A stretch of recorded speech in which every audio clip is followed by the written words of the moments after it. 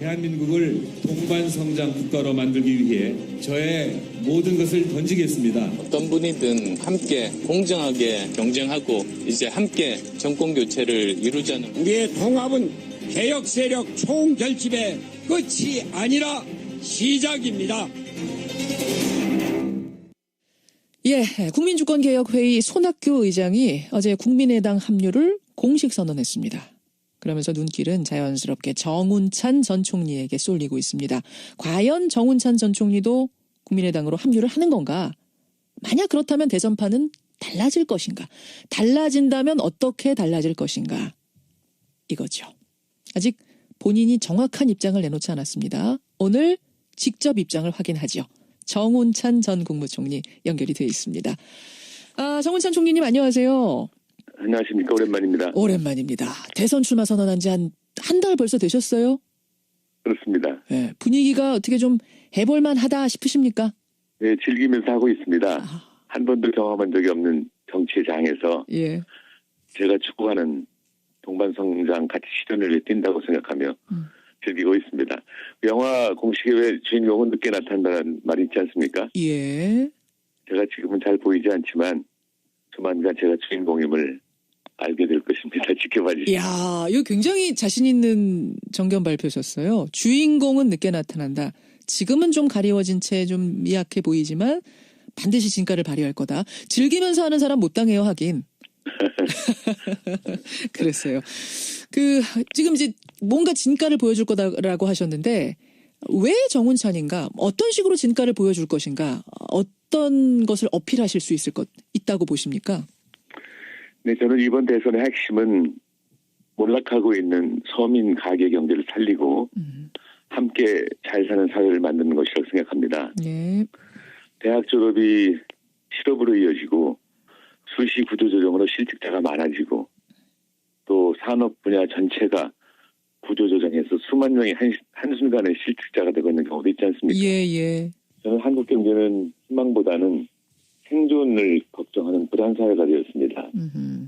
그런 다음 정권은 붕괴되는 서민 가계를 살리고 양극화를 근본적으로 해소해서 예. 함께 잘 사는 사회를 만들어야 된다고 생각합니다. 동반성장하는 사회군요.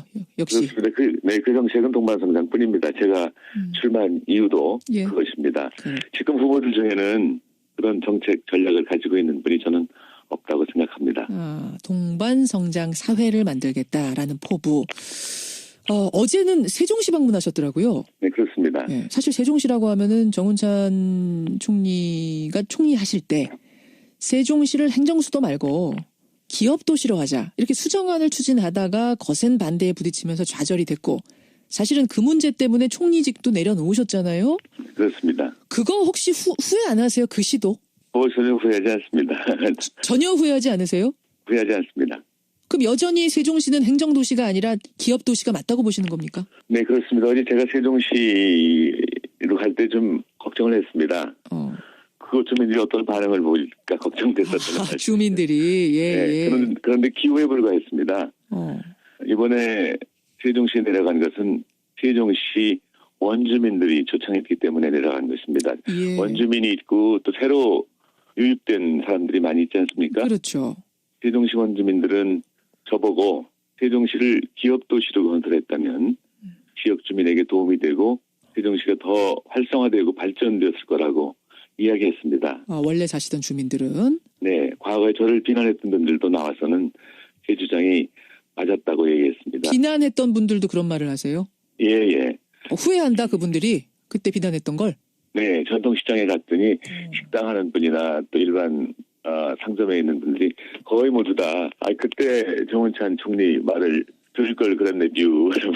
들을 걸 그랬네 뷰 하시면서. 네. 근데 정 총리님 물론 경제적으로는 기업도시가 맞을지 모르겠습니다만 행정도시를 추진한 이유는 뭔가가 굉장히 몰려있는 행정에 대한 중요한 부분은 다 서울에 몰려있는 것을 좀 분산시켜보자. 지역 균형 발전을 이뤄보자라는 차원으로 이루어진 거고 지금은 시작이니까 그렇지만 점차 뿌리 내리면 나아지지 않겠습니까? 근데 지금 그 세종시 자체가 극심한 불균형 상태에 있습니다. 신도심과 구도심이 아주 분리되어 있다고 할 정도이죠. 구도심은 점점 장사도 어려워지고 생활이 어려워지고 신도심은 아파트 좋은 것이니까 그 인근 지역 공주, 천안, 대전, 청주 등에서 유입되어 오고 있습니다. 그래서 저는 어제 세종시 오랜만에 가서 보고는 깜짝 놀랐습니다. 완전한 양극화입니다. 양극화가 돼 있다. 근데 어제 문재인 전 대표가요. 그러니까 정운찬 전 총리께서 세종시 계실 그 시간에 대전을 방문했습니다. 거기서 뭐라고 했냐면 참여정부가 시작했던 일을 내가 끝내고 싶다. 아직 이전하지 않은, 그러니까 덜 이전했잖아요. 그 중앙부처들을 완전히 이전시키고 국회 분원을 세종시에다 설치하고 내가 대통령 되면 가능한 한 세종시로 내려와서 업무 보고도 받겠다. 그러니까 더 강화된 행정도시로 만들겠다. 정운찬 전 총리 포부하고는 정반대의 얘기를 하셨거든요. 어떻게 생각하십니까? 네, 문 대표 주장은 병의 근원은 고치지 않고 오히려 병을 키우는 정책이라고 생각합니다. 기억하시겠지만 제가 당시 예. 행정 분할 도시로 가면 문제가 발생한다고 지적하지 않았습니까? 국가 위기가 발생할 때 범부처 대처 능력이 없다. 행정 경쟁력이 저하된다. 예. 공무원의 정책 능력이 떨어진다. 그런데 반해서 수정안으로 개발하면 원주민도 좋고 국가와 국민의 미래에 이익이 된다고 했죠. 그러니까 이원화는 이거는 굉장히 비효율적이다라고 보신 거예요. 네. 나눠져 있는 것. 네, 제가 그때 여러 모욕도 당하고 또 계란을 맞기도 했습니다. 예. 그런데 지금은 모든 언론이 세종시 문제가 있다고 지적합니다. 그래서 저는 문재인 대표를 비롯해서 세종시 수정안을 반대한 분들은 국민 앞에 사과를 먼저 하고 공약을 이야기해야 한다고 생각합니다. 그때 수정이 됐었어야 된다. 사과해야 된다 이 말씀이세요? 그렇죠. 그래서 저는 문재인 대표는 미래를 보는 정책 철학과 정책 능력이 없다고 생각합니다. 기억하시겠지만 참여정부 때 체결한 한미 FTA나 예. 제주도 강정 해군 기지를 야당이 되니까 또 반대한 것을 볼 때도 그분의 정책 철학이 없다고 저는 생각합니다. 정치적 철학이 없다. 미래를 보는 눈이 없다. 지금 그러셨어요? 아니 문재인 대표 얘기가 나왔으니까 그럼 그쪽으로 넘어가 보죠. 사실 지금 문재인 전 대표는 어떤 상대하고 붙어도 1대1로 누구랑 붙어도 다 이기는 걸로 나옵니다. 그래서 이른바 문재인 대선론이 사실상 굳어진 거 아니냐 이런 얘기들이 나오는데 동의 못하십니까? 뭐 대선 1년은 100년 같다고 하지 않습니까?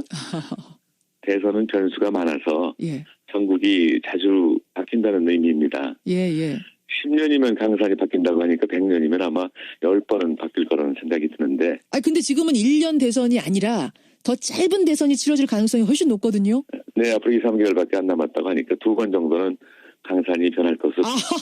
두 번은 변할 수 있다, 강산이.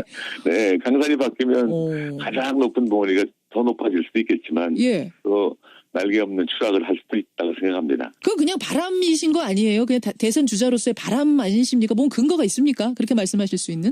과거에 얼마나 많은 변화가 있었습니까? 노무현 대통령도 2002년 8월에는 아마 10% 지지율도 없었을 것 같은데 예. 결국은 12월에 당선되지 않았습니까? 예. 저는 대선 전국은 정말로 예측 불허라고 생각합니다. 예측 불허라고.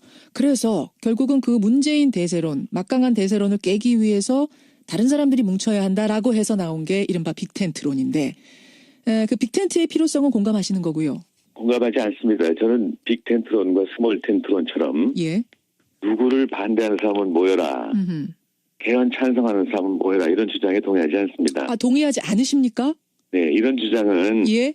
권력을 나눠 먹을 사람 모여라와 같다고 생각합니다. 다분히 정략적이고 자기 이익을 위한 주장에 불과하지 않습니까?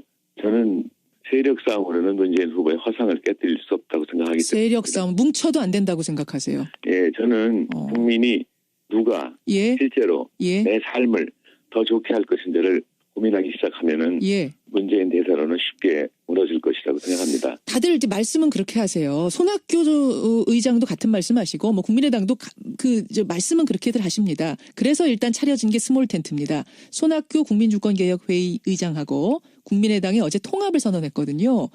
그러면서 그 자리에서 정운찬 정 총리도 함께했으면 좋겠다. 이건 이제 손학규 의장도 그러시고 국민의당에서도 그러시고 교감은 있습니까? 네, 저는 모여라와 같은 텐트 형식의 교감은 없었고 앞으로도 없을 것입니다만 단지 우리 사회를 바꿔야 한다는 기본적인 생각은 손 의장이나 국민의당도 강하게 갖고 계실 것으로 생각합니다. 그래서 이런 부분을 중심으로 이야기할 수 있습니다만 그냥 모여라가 아니라 예. 정책을 중심으로 모여서 예. 경쟁하자고 제안하고 싶습니다. 정책을 중심으로 모여서 함께하자. 그 이야기는 그럼 교감을 나누면서 좀 맞춰가고 있는 중이세요? 뭐 실제로 많은 접촉은 없습니다만 암묵적으로 많은 부분에서 같은 생각을 하고 있다고 생각합니다. 암묵적으로. 그럼 지금 동반성장이라는 가치를 정운찬 전 총리는 가장 중요한 가치로 놓고 계시는데 그 부분에 대해서 어떤 선결 조건이랄까요? 그런 것들 말씀하셨어요? 전제 조건? 네, 저는 별 전제 조건은 없습니다. 단지 제가 지금 누구하고 합한다면 저쪽은 정당에 있는 사람들이니까 예. 그냥 그저 한 가지 경선을 할 때 예. 오픈 프라이머리 할 필요가 있지 않냐는 생각. 이것은 그냥 가상적인 제안이지 예. 지금 현재 제안을 하고 있는 것은 아닙니다. 오픈 프라이머리 완전 국민 경선제로 경선을 치러달라. 뭐 요거는 요 정도를 생각하고 계신다. 그리고 동반성장의 가치를 가지고 뭉치자라는 요거를 함께 했으면 좋겠다. 공감했으면 좋겠다. 이 말씀이세요. 네, 그렇습니다. 알겠습니다. 대선 완주하시는 거죠? 그러면 예. 끝까지 당도 없이 조직도 없이 가실 생각은 그럼 아닌 거죠? 그 가능성도 배제할 수는 없습니다만 저는 독자적인 노선으로 가면서 제 힘을 좀 더 크게 하고 그 후에 철학을 같이 하는 사람들과 같이 정치를 할 생각입니다. 그러면은 손학규 의장처럼 바로 들어가시는 건 아니고 조금 더 밖에서 활동을 하시는 거예요? 독자 행보를? 네, 그렇습니다. 적어도 당분간은 그렇습니다. 그렇군요. 황교안 권한대행 얘기 마지막으로 좀 여쭙고 싶은데 국무총리를 역임한 분으로서 지금 대통령 권한대행 맡고 있는 황교안 총리는 어떻게 보세요? 대통령 출마하는 거 아니냐? 뭐 그렇다 아니다. 딱 부러지게 답을 안 하고 있어서요. 어떻게 보세요? 그 행보는?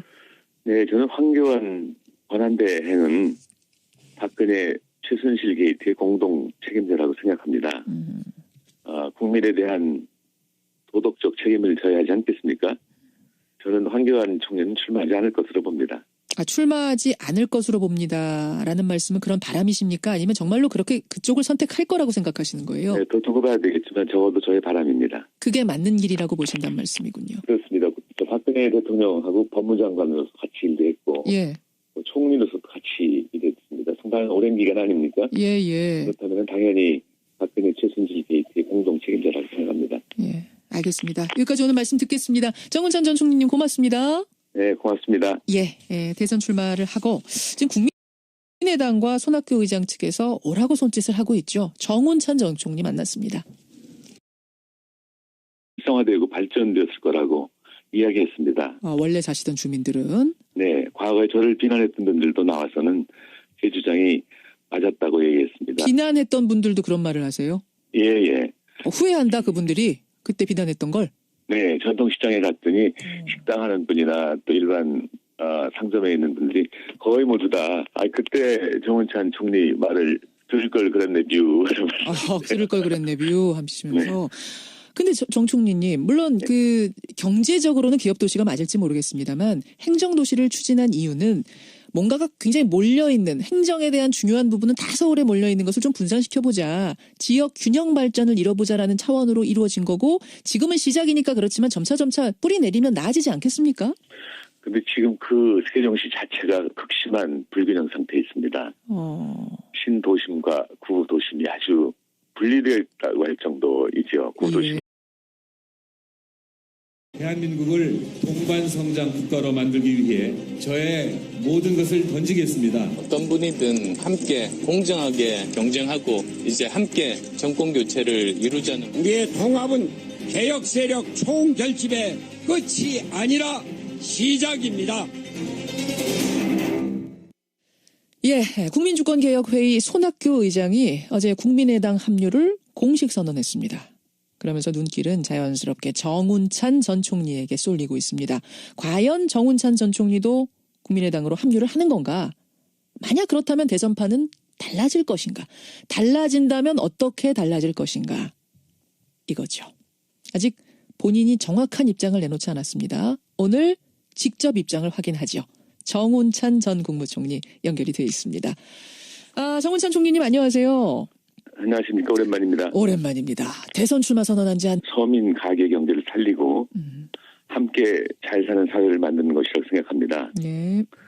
대학 졸업이 실업으로 이어지고 수시 구조조정으로 실직자가 많아지고 또 산업 분야 전체가 구조조정해서 수만 명이 한순간에 실직자가 되고 있는 경우도 있지 않습니까? 예.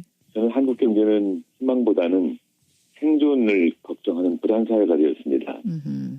그런 다음 정권은 붕괴되는 서민 가게를 살리고 양극화를 근본적으로 해소해서 예. 함께 잘 사는 사회를 만들어야 된다고 생각합니다. 동반 성장하는 사회군요. 역시. 그렇습니다. 그 정책은 동반성장뿐입니다. 제가 출마한 이유도 예. 그것입니다. 그래. 지금 후보들 중에는 그런 정책 전략을 가지고 있는 분이 저는 없다고 생각합니다. 동반 성장 사회를 만들겠다라는 포부. 어제는 세종시 방문하셨더라고요. 네, 그렇습니다. 예, 사실 세종시라고 하면은 정운찬 총리가 총리하실 때 세종시를 행정수도 말고 기업도시로 하자 이렇게 수정안을 추진하다가 거센 반대에 부딪히면서 좌절이 됐고 사실은 그 문제 때문에 총리직도 내려놓으셨잖아요. 그렇습니다. 그거 혹시 후회 안 하세요? 그 시도? 전혀 후회하지 않습니다. 전혀 후회하지 않으세요? 후회하지 않습니다. 그럼 여전히 세종시는 행정도시가 아니라 기업도시가 맞다고 보시는 겁니까? 네, 그렇습니다. 어제 제가 세종시로 갈 때 좀 걱정을 했습니다. 그것 좀 이제 어떤 반응을 보일까 걱정됐었던 사실. 주민들이 예. 그런데 기후에 불과했습니다. 이번에 세종시에 내려간 것은 세종시 원주민들이 초청했기 때문에 내려간 것입니다. 예. 원주민이 있고 또 새로 유입된 사람들이 많이 있지 않습니까? 그렇죠. 세종시 원주민들은 저보고 세종시를 기업도시로 건설했다면 지역 주민에게 도움이 되고 세종시가 더 한 달 벌써 되셨어요? 그렇습니다. 예. 분위기가 어떻게 좀 해볼만 하다 싶으십니까? 네, 즐기면서 하고 있습니다. 한 번도 경험한 적이 없는 정치의 장에서 예. 제가 추구하는 동반성장 가치 실현을 위해 뛴다고 생각하며 즐기고 있습니다. 영화 공식의 왜 주인공은 늦게 나타난다는 말이 있지 않습니까? 예. 제가 지금은 잘 보이지 않지만 조만간 제가 주인공임을 알게 될 것입니다. 지켜봐 주시죠. 이야, 이거 굉장히 자신 있는 정견 발표셨어요. 주인공은 늦게 나타난다. 지금은 좀 가리워진 채 좀 미약해 보이지만 반드시 진가를 발휘할 거다. 즐기면서 하는 사람 못 당해요, 하긴. 그랬어요. 지금 이제 뭔가 진가를 보여줄 거다라고 하셨는데 왜 정운찬인가? 어떤 식으로 진가를 보여줄 것인가? 어떤 것을 어필하실 수 있다고 보십니까? 네, 저는 이번 대선의 핵심은 몰락하고 있는